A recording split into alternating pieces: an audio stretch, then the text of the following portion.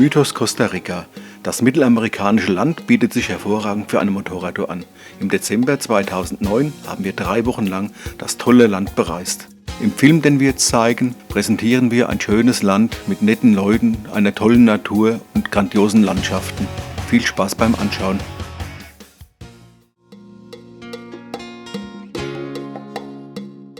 Von Frankfurt am Main aus fliegen wir über den Atlantik Richtung Amerika.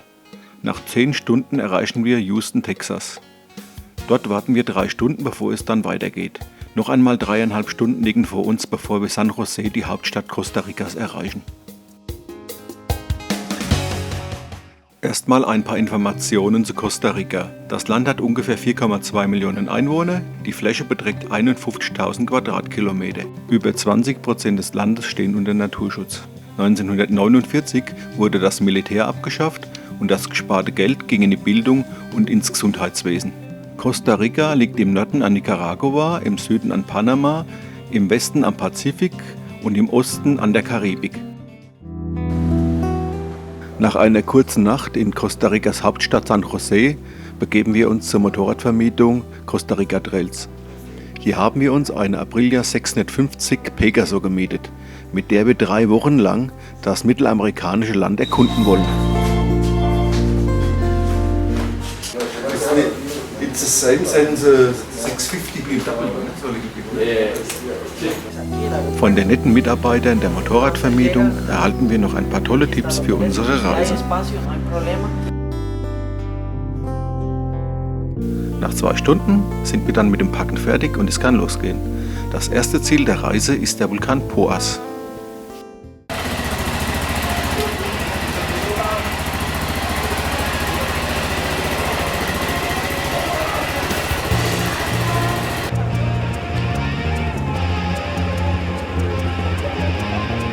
Costa Rica, Start unserer Tour. Ne? Wir starten nun also bei unserer Motorradvermietung und ein Mitarbeiter von Costa Rica Trails begleitet uns noch mit dem Motorrad bis zum Stadtrand. Diesen Service nehmen wir natürlich sehr gerne in Anspruch, da in San José eine Beschilderung fast komplett fehlt. Und immerhin leben im Großraum der Stadt 1,5 Millionen Menschen.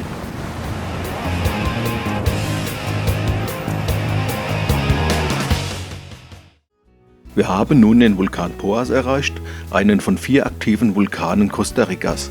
Er liegt im gleichnamigen Nationalpark. Der Vulkankrater hat einen Durchmesser von ca. 1,4 Kilometern, er ist 300 Meter tief und der See in der Mitte des Vulkans hat einen Durchmesser von ca. 350 Metern. Auf einer Aussichtsplattform auf 2600 Metern, die sich am Kraterrand befindet, hat man einen tollen Einblick in den Vulkan. Im Jahr besuchen ungefähr 300.000 Menschen den Nationalpark.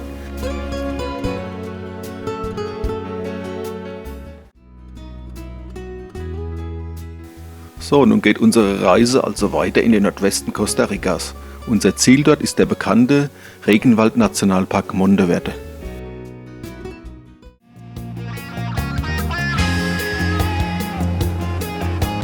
Wir passieren den Vulkan Arenal mit dem gleichnamigen Staudamm und erreichen 2 Tage später am Schluss über übelste Pisten Santa Elena mit dem Nationalpark Monteverde.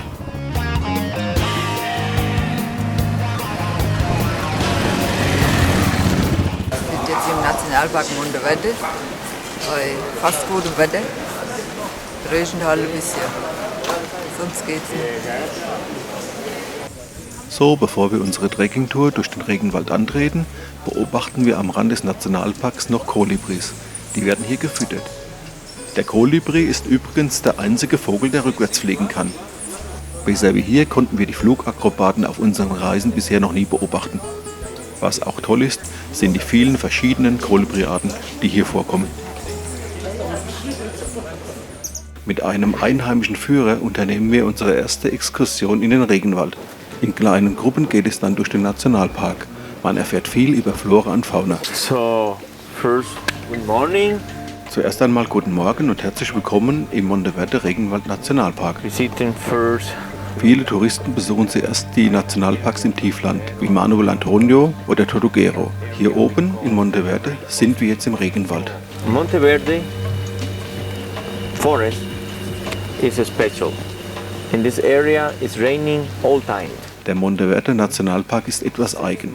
Hier regnet es eigentlich immer. Like heavy rain. So now it's Costa Rica dry season. Aber es ist ja gerade Trockenzeit in Costa Rica.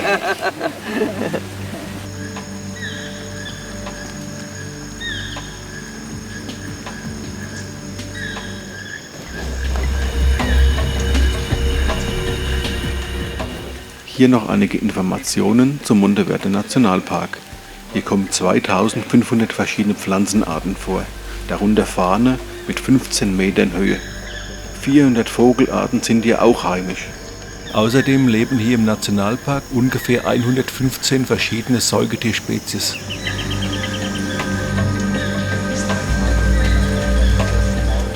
Die üppige Vegetation verdankt der Nationalpark einer Niederschlagsmenge von 2600 mm im Jahr.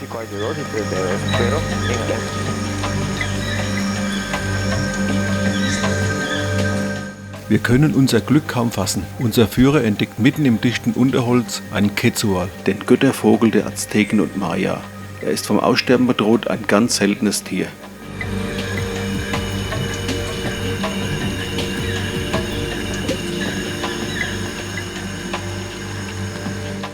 Unsere Trekkingtour durch den Monteverde Nationalpark war ein tolles Erlebnis. Wir haben viele Eindrücke über den Regenwald mit nach Hause genommen. Wir würden eine solche Exkursion jederzeit wieder unternehmen.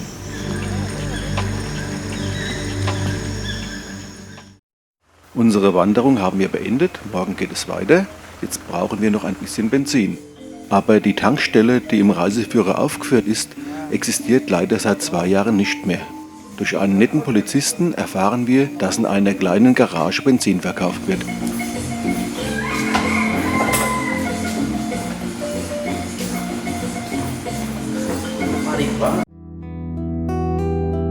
So, heute geht es weiter Richtung Westen zum Nationalpark Rincón de Vieja.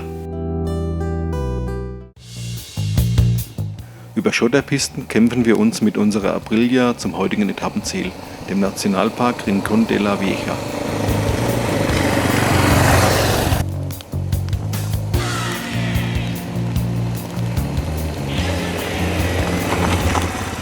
So, wir haben es geschafft, wir haben das vulkanisch aktive Gebiet erreicht. Der 1900 Meter hohe Schichtvulkan mit dem angrenzenden 14.000 Hektar großen Nationalpark wurde 1999 zum Weltnaturerbe der UNESCO erklärt. Hay tantas en el camino. ¿Perdón? Hay tantas Tantas, en el solo para el volcán. Christina erkundigt sich beim Parkranger nach Tapiren, die es hier geben soll. Hier unten im Tiefland hätte man kaum Chancen, ein Tapir zu sehen. Bessere Chancen hätte man oben am Kratersee. Dort würden die Tiere öfters baden. Bei einer Temperatur von über 30 Grad ist uns die Tour aber zu anstrengend. Wir entscheiden uns dann dafür, dass wir in den Trockenwäldern des Nationalparks Solvatare aufsuchen. Das sind Schlammvulkane, Schlammtöpfe und Thermalquellen.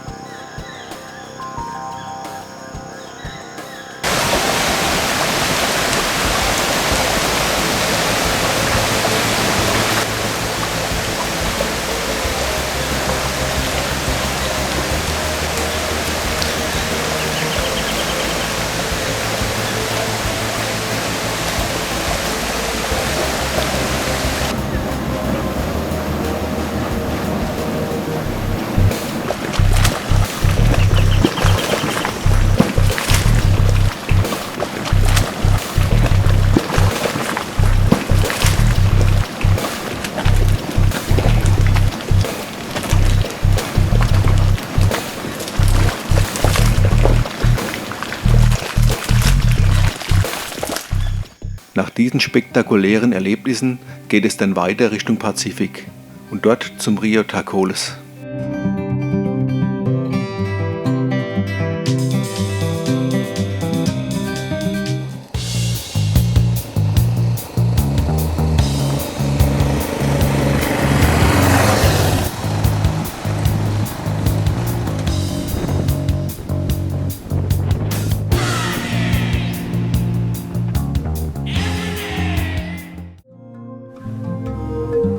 Wir haben nun den 111 Kilometer langen Rio Tacules erreicht. Der längste Fluss Costa Ricas entspringt in der Cordillera Central und mündet hier im Pazifik. Als Besonderheit werden hier Krokodilsafaris angeboten. Im Fluss selber leben besonders viele Spitzkrokodile, auch genannt amerikanisches Krokodil. Besonders spektakulär sind natürlich die Fütterungen, wo die großen amerikanischen Krokodile per Hand gefüttert werden. Nervenkitzel pur.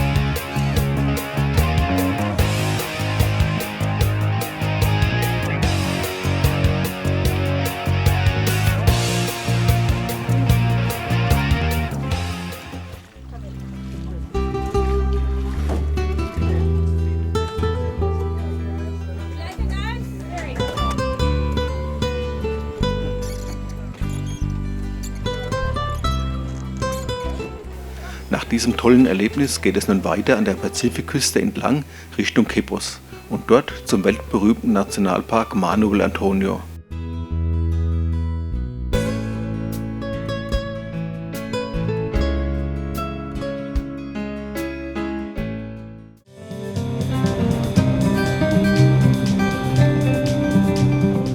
Auf der Strecke Richtung Quepos am Pazifik entlang passieren wir viele kleine Dörfer und Städtchen. Besonders fallen uns aber die extrem großen Monokulturen von Palmen auf. Über etliche Kilometer nur Palmen. Diese dienen ausschließlich der Ölgewinnung. Aber auch viele ganz tolle Strände liegen direkt an der Straße. Ein paar Kilometer Umweg und man sieht ganz tolle Buchten mit Palmen und weißem Sand. Viel schöner als in der Karibik, wie wir später feststellen werden.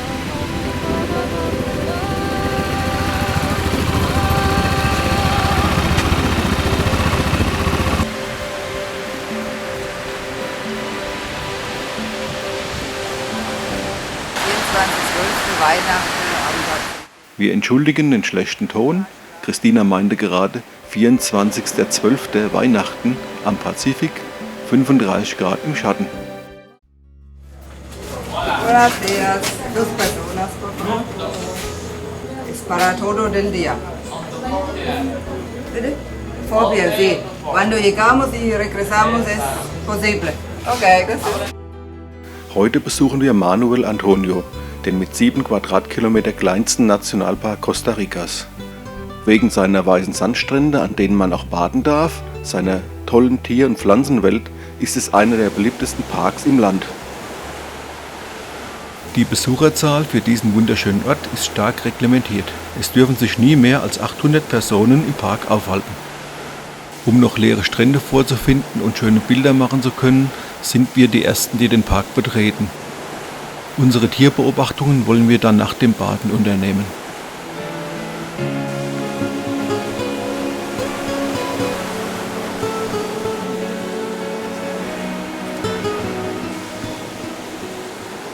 Im Nationalpark mit seinen 12 vorgelagerten Inseln gibt es 350 Pflanzenarten, 105 Säugetierarten und jede Menge Reptilien. Zu den Tierarten, die hier vorkommen, gehören zum Beispiel Faultiere, Affen, Nasenbären, Basilisken, schwarze und grüne Leguane und Papageien.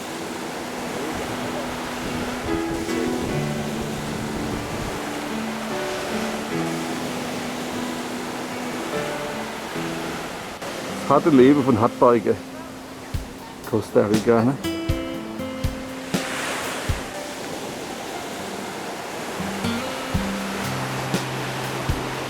Bei einer Lufttemperatur von fast 40 Grad im Schatten und einer Luftfeuchtigkeit von 90% macht sogar das Baden im 30 Grad warmen Pazifik Spaß. Nachdem wir uns ein bisschen abgekühlt haben, starten wir zu unserer Beobachtungstour durch den Nationalpark. Bei einer Niederschlagsmenge von über 3500 mm im Jahr und dem Treibhausklima hier gedeihen Pflanzen natürlich prächtig.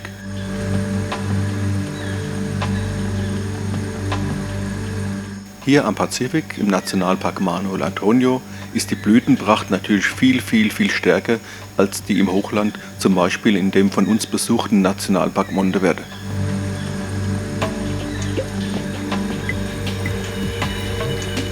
Und wieder einmal haben wir viel Glück. An einer Palme sehen wir ein Dreifingerfaultier. Das Dreifingerfaultier unterscheidet sich von seinem Verwandten, dem Zweifingerfaultier, folgendermaßen. Das Dreifingerfaultier hat vorne 3 Krallen, das Zweifingerfaultier 2. Hinten haben beide 3 Krallen.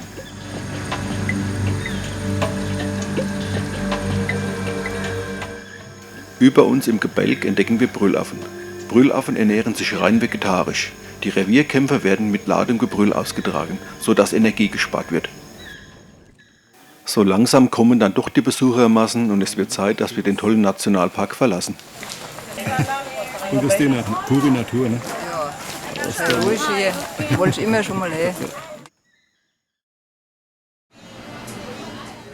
Dieses Jahr feiern wir Weihnachten mal ganz anders. Am 25. Dezember mit Merengeklängen, einem kühlen Bier bei 30 Grad, sozusagen unter Palmen. Okay.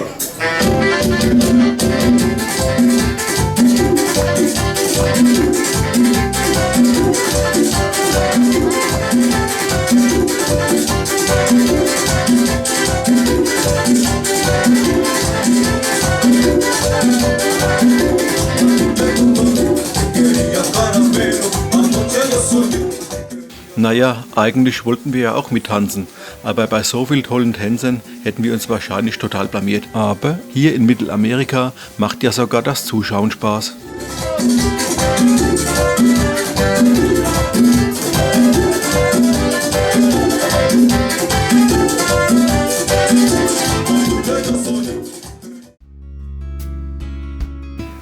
So, die hohen Temperaturen, die Luftfeuchtigkeit machen uns zu schaffen und so beschließen wir wieder ins zentrale Hochland zu fahren. Naja, tolle Strände hin, tolle Strände her, 40 Grad im Schatten sind uns da doch ein bisschen zu viel. Noch ein Blick auf den Pazifik und dann starten wir zu unserer Tour zum Cerro del Muerte, dem Berg des Todes, dem höchsten Punkt der Panamerikaner.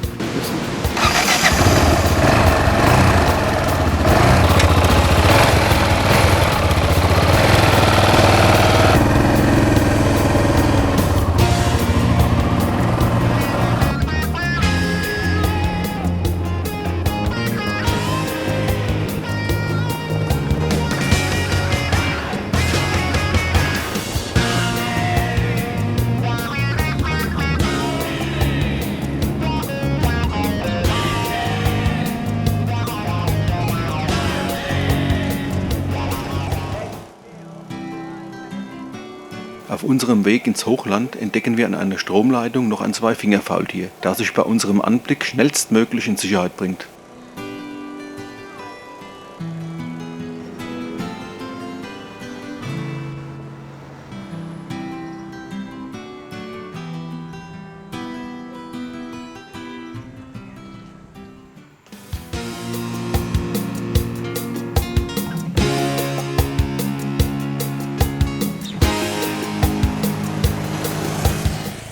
Jetzt sind wir also unterwegs zum Cerro del Muerte, Berg des Todes, höchster Punkt der Panamerikaner.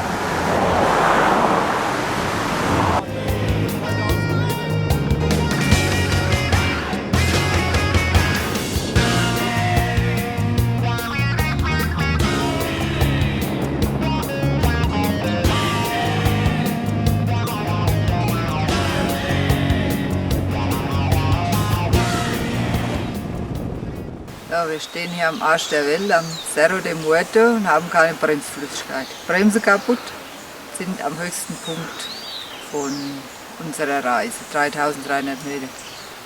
Und nun an ging es bergab. Aber vielleicht bekommen wir jetzt von einem Amigo Bremsflüssigkeit. Da im Gebirge, die Bremse ist kaputt. Am Blick hat uns nichts passiert. Zum Glück sind die Ticos, wie sich die Costa Ricaner stolz nennen, sehr nette, hilfsbereite Menschen. Und so dauert es nicht lange, bis uns ein freundlicher Anwohner zur Hilfe eilt. A lot of air. Ja, das Luft.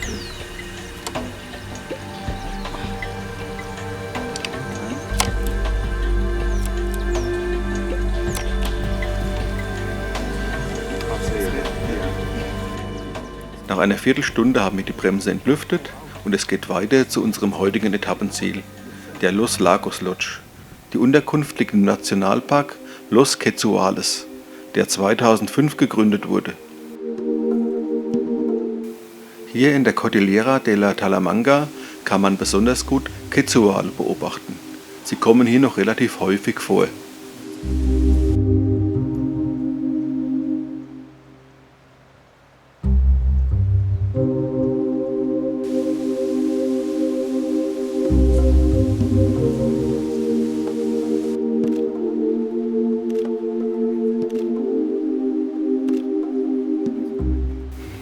Wir haben wieder einmal viel Glück. Uns gelingen wunderbare Aufnahmen eines der schönsten Vögel der Welt. Der Göttervogel der Mayas und Azteken ist mittlerweile fast ausgestorben. Aus seinen Federn wurde damals die Krone des letzten Aztekenherrschers Montezuma gefertigt, die heute im Museum in Wien liegt.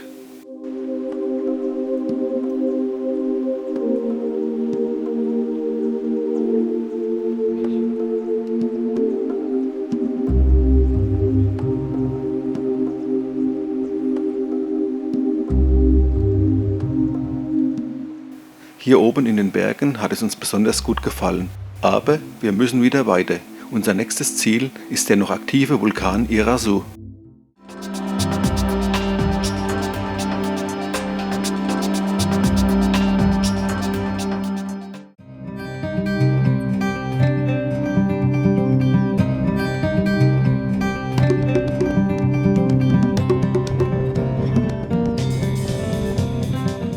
Wir folgen der gut ausgebauten Panamericana und erreichen nach ein paar Stunden den Vulkan Irasu.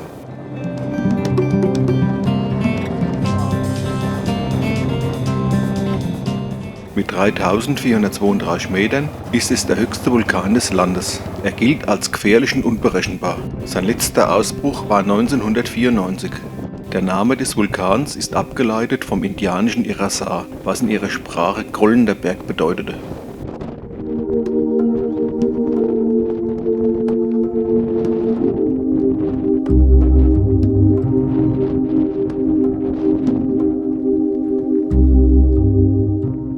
Es gibt hier eine Besonderheit. Bei schönem Wetter und klarer Sicht kann man von hier oben beide Ozeane sehen, den Pazifik und den Atlantik. Bedingt durch die Wolken entging uns leider dieses fantastische Schauspiel.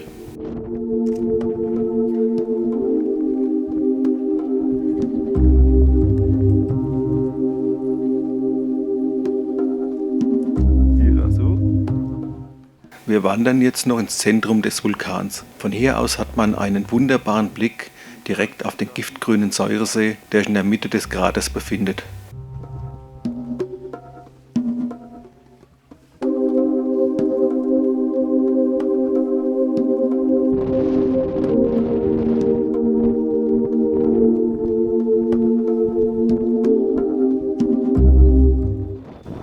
Bei der Abfahrt vom Vulkan wird Costa Rica wieder seinem Spitznamen gerecht, das Land der Schlaglöcher. Wenn es so weitergeht, sieht es bei uns bald genauso aus.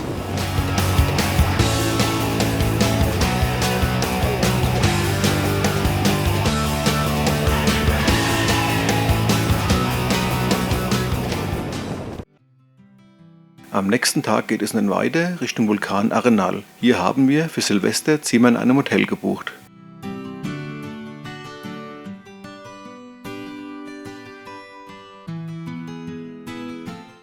Auf unserer Strecke liegt die bekannte Bar Linda Vista.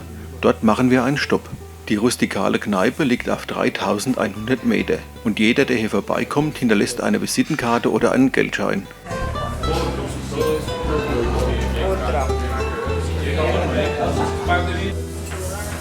Guckst du, Christina, ne?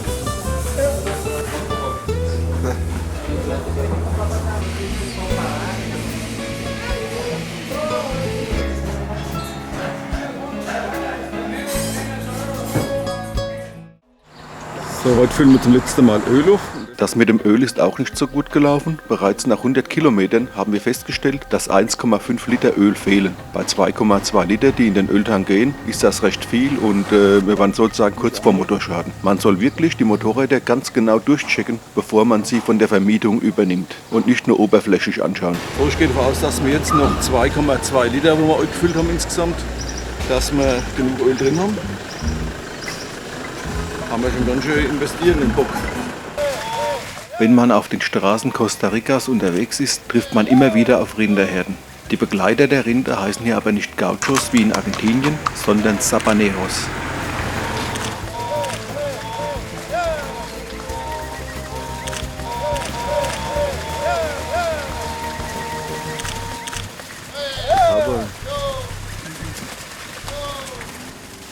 In La Fortuna am Vulkan Arenal haben wir uns in einer kleinen Bungalowanlage eingemietet. In Wolken verhüllt, der Vulkan Arenal noch aktiv. Abends soll man hier Lavaströme sehen, aber auf der anderen Seite drüben. Wegen Wolken ist leider der komplette Vulkankegel des Arenal nicht zu sehen. Aber auch im Garten gibt es viel zu entdecken. Hier gibt es jede Menge Pflanzen und man kann auch wunderbar Kolibris beobachten. Hier noch ein paar Informationen zu den Übernachtungspreisen. Zum Beispiel bezahlten wir für diese wunderschöne Bungalowanlage 25 € die Nacht. Im Durchschnitt kostete uns eine Übernachtung zwischen 20 und 40 €. Aufgrund der Tatsache, dass es in Costa Rica sehr viel regnet, haben wir unsere Campingausrüstung zu Hause gelassen. Außerdem wäre unsere Aprilia mit dem kompletten Camping-Equipment total überladen gewesen. Richtige Koffer waren auch nicht dran und der Gepäckträger war auch nur provisorisch angeschweißt.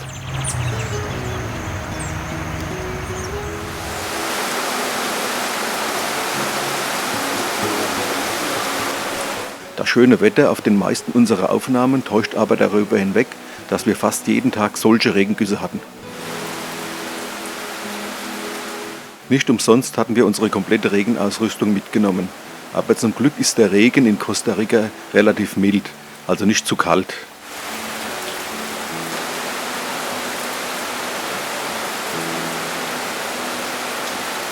So, wir sind jetzt am Vulkan Arenal und fahren auf unsere Silvesterparty ins Hotel Linda Vista und vorher machen wir noch eine Canopy-Tour.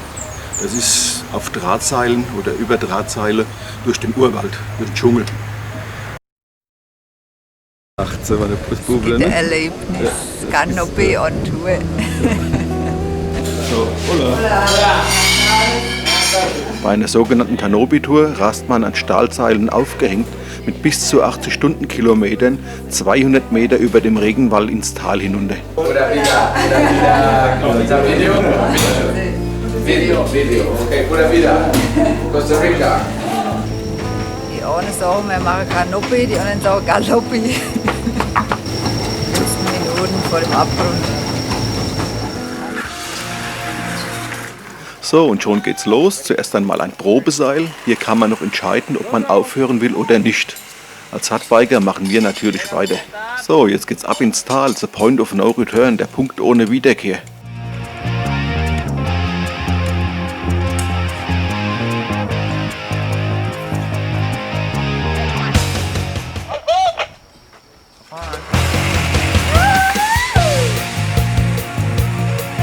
Llega Julieta.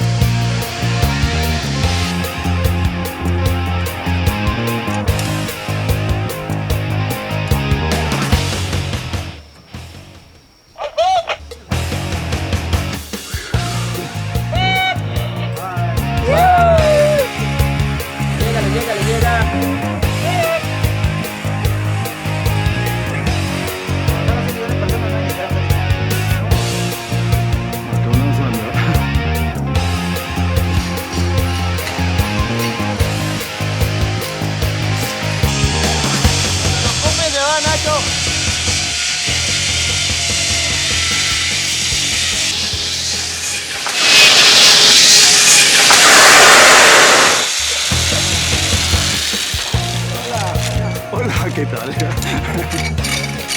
¡Ay, Und Christina? Das war gut jetzt. Aventura, necesito una cerveza. Ja, genau. Schon so, ne? Ich kann Christinas letzten Worten Aventura, das heißt Abenteuer, jetzt brauche ich ein Bier, nur zustimmen. Hola. Geht alles? Als nächsten Höhepunkt haben wir unser Hotel Linda Vista erreicht. Es liegt wunderschön direkt am Regenwald. Hier wollen wir Silvester feiern. Geht da auch nicht Klo? Nein, nein. Das ist also von unserem Hotel aus. Der Blick auf den Regenwald, ne?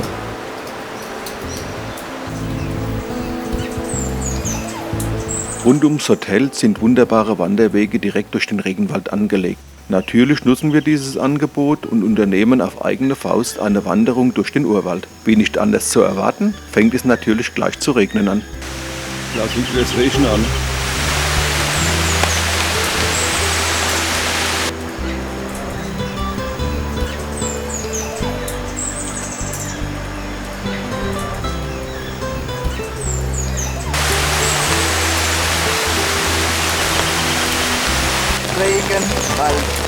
Regenwald.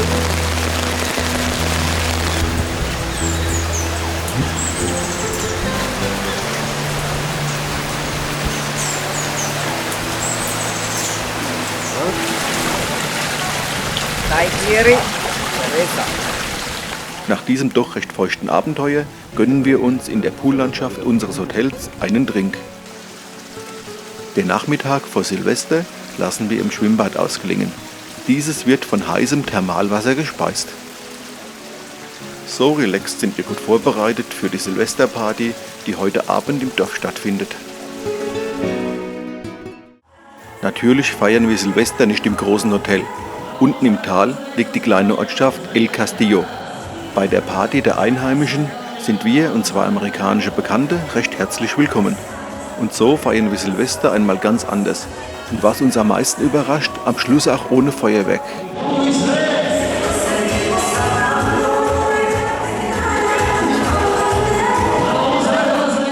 Zur Party kann man noch sagen, lauter nette Leute, super, eine tolle Gastfreundschaft in Costa Rica.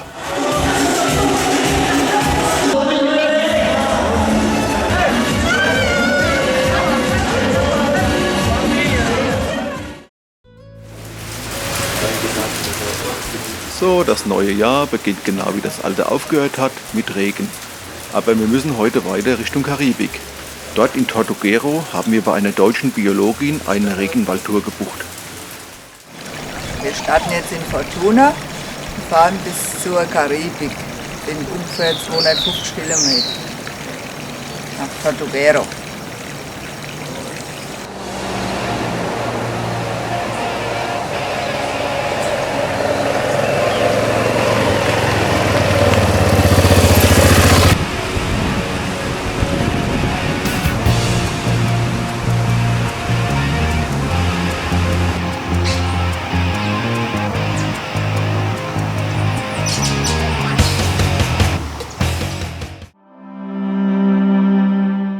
So, wir starten jetzt also in Fortuna im Hochland, fahren nach Puerto Limón an der Karibik und von dort aus nach Moin. In Moin lassen wir unser Motorrad im Hotel stehen und fahren weiter mit dem Boot nach Tortuguero. So, jetzt haben wir schon wieder mal eine Panne. Ist der Kupplungszug gerissen, ne? Müssen wir gucken, dass uns auch nicht das Ding repariert, dass wir weiterkommen. Mann, ey. Soundschein laufen können. Ja. Natürlich wollen wir hier nicht übernachten, wir müssen ja weiter und ich baue den Kupplungszug gleich aus. Christina ruft ein Taxi und fährt mit dem Fahrer direkt in eine Werkstatt. Dort lässt sie das Teil löten und kommt nach einer halben Stunde wieder zurück. Ruckzuck ist der Kupplungszug wieder eingebaut und unsere Reise kann weitergehen.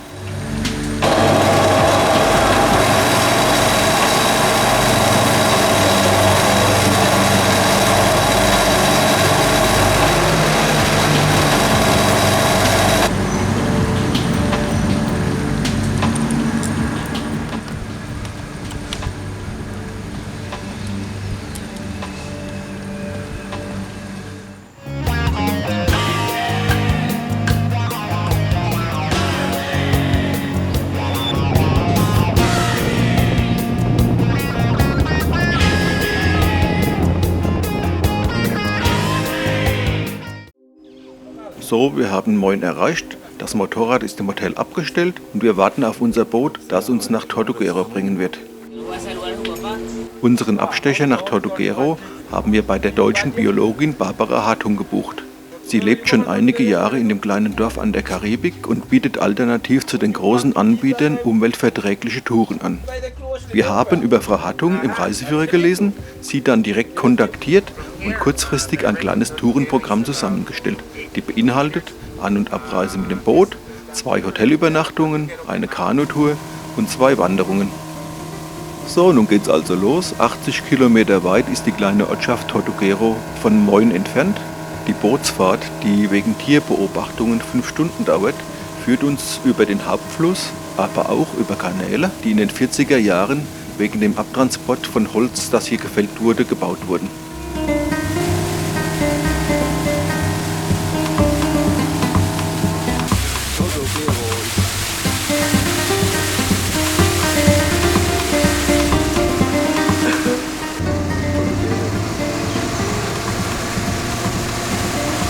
Nun erreichen wir also die kleine Karibik-Siedlung Tortuguero. Von hier aus sind es noch 40 Kilometer bis Nicaragua. Barbara erwartet uns bereits am Bootsanleger.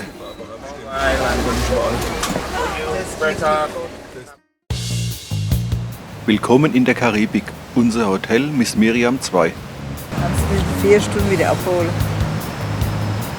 Okay, so passen. Ausgeschaut.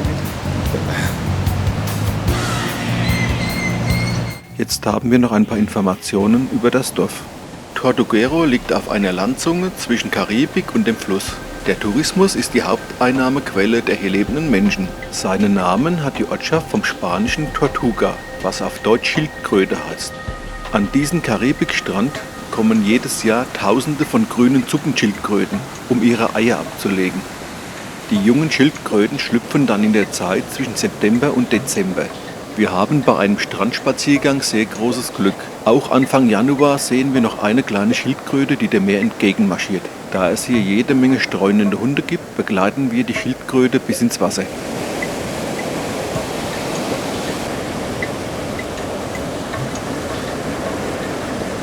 War super, ne? Jo, Hat's gepackt bis ins Meer. genau. Hasta la vista. Während unseres Spaziergangs an der Karibik entdecken wir eine typische Strandbar. Da müssen wir hin. Hier gibt es Kokosnüsse in allen Variationen, mit und ohne Alkohol. Ausgeben. El mejor licor. Also alle Was haben das? jetzt, ja, Ja. alle haben gesagt, dass der besser ist. Ich entscheide mich für eine Nuss gefüllt mit einem Kokosnusslikör. Sensationell.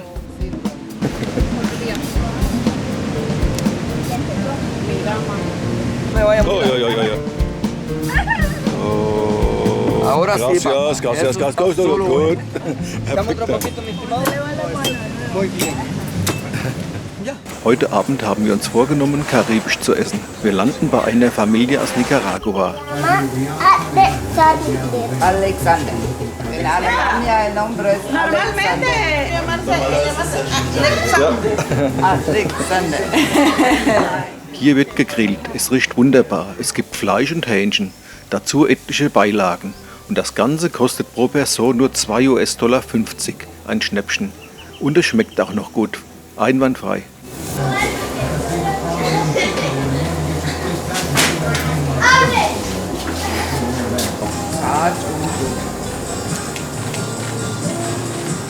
Mit dem guten Essen und einem einheimischen Bier, einem Imperial, lassen wir den tollen Abend ausklingen.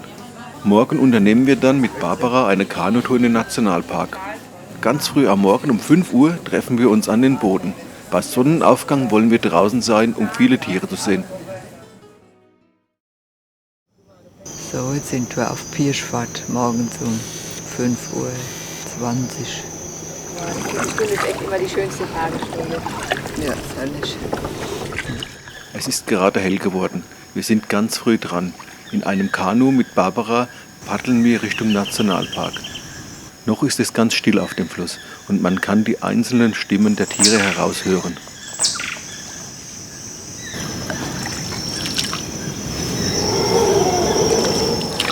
Warum brüllen die Brüller? So Um weiß das Revier zu markieren. Ums Revier Revier. markieren. Gruppen grenzen jetzt auch gegeneinander ihr Revier ab. Wobei vorher der Auslöser definitiv das Motorboot war. In ein paar Stunden werden dann die lärmenden Motorboote der großen Lodges auftauchen.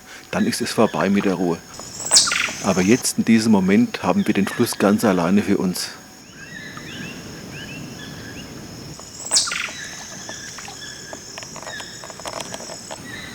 Immer weiter fahren wir hinein in das System von Kanälen und Lagunen.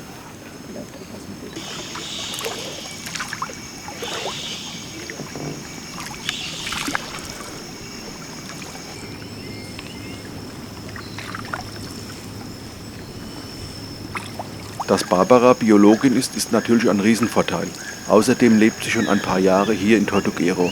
Dadurch erfahren wir natürlich sehr viel über die Flora und Fauna des Nationalparks. Diese Blüte zum Beispiel blüht nur nachts und wird von Fledermäusen bestäubt. Bei Tagesanbruch verwelkt sie dann innerhalb kürzester Zeit. Hier im Nationalpark Tortuguero, der übrigens 1975 gegründet wurde, gibt es eine immense Artenvielfalt. Unter anderem kann man hier sehr gut Brüllaffen, Kapuzineraffen und Faultiere beobachten. An Raubtieren kommt hier zum Beispiel der Jaguar vor und bei den Reptilien sieht man häufiger den grünen Leguan oder auch Kaimane und Krokodile.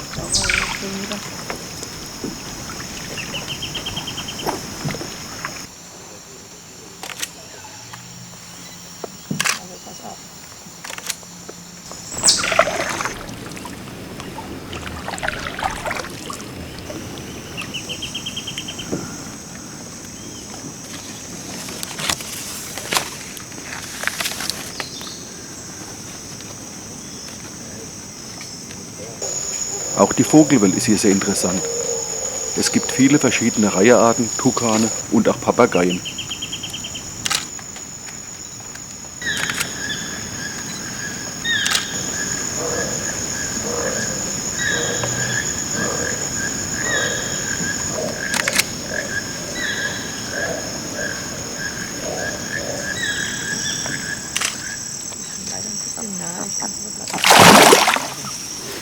Nichts ändern. Nee.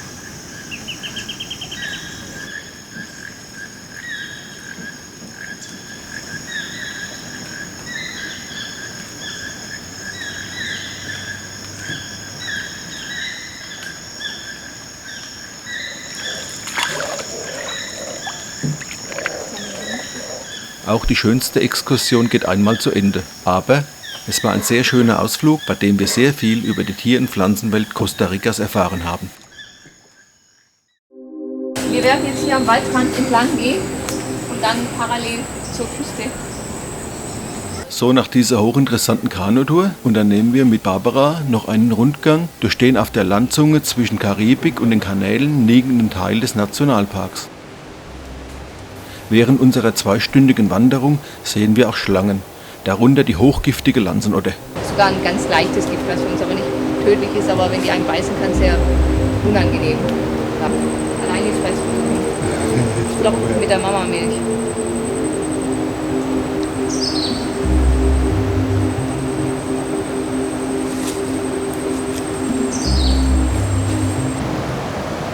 Mit der wird es auch nicht so Spaß.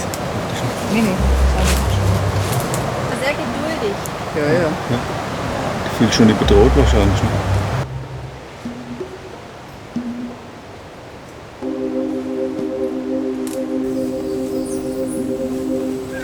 Auch über die Insekten- und Pflanzenwelt hat Barbara jede Menge zu berichten. Genau wie Affen und Faultiere gehören auch Schlangen und Spinnen zum Ökosystem hier im Park.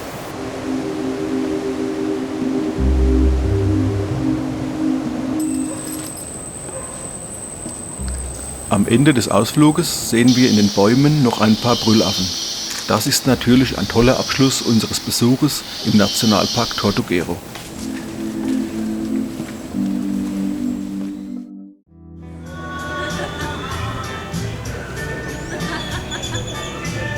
Adios Tortuguero, heute steht die Abreise an. Mit dem Boot geht es wieder zurück Richtung Moin, dieses Mal in nur 2,5 Stunden.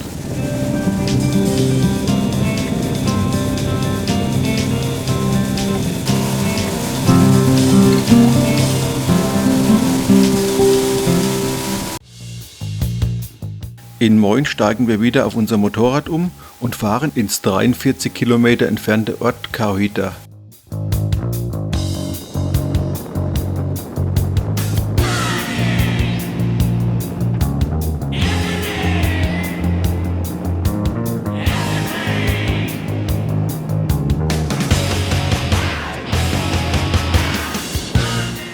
Entlang der Karibik liegen riesige Bananenplantagen. Costa Rica ist mit 2,7 Millionen Tonnen der weltweit siebtgrößte Bananenproduzent. Bananenplantage in Costa Rica. Ist jede Menge hier in der Karibik. Es sind dann in so blaue Säcke drin, dass die Insekten nicht rankommen. Außerdem wird die Pflanze gespritzt und das Gift kommt nicht an die Pflanze.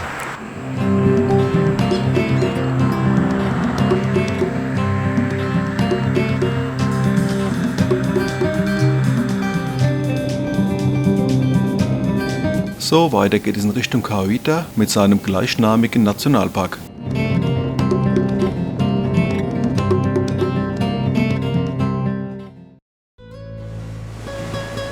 Der letzte Nationalpark, den wir im Urlaub besuchen, ist der Cahuita Nationalpark. Es ist der zweitälteste des Landes. Der 5000 Hektar große Nationalpark verläuft genau entlang der Karibikküste, direkt hinter den palmenbewachsenen Sandstränden.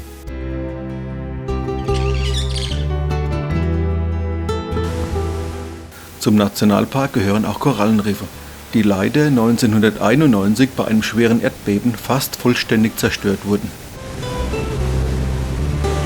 Wie man am Strand gut beobachten kann, haben die Affen hier im Nationalpark ihre Scheu vor den Menschen fast verloren. Da hilft auch ein Schild und Hinweise, bitte nicht füttern, recht wenig.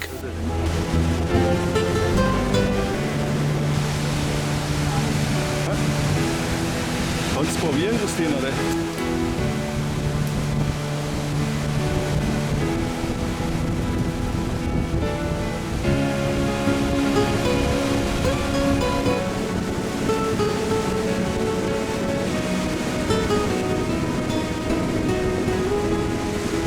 Das war ein gelungener Abschluss unserer Reise zum Grande Finale der Tour. Heute Abend gehen wir nochmal in die Ortschaft und trinken einen schönen Cocktail in einer karibischen Bar. Und übermorgen fliegen wir heim nach Frankfurt.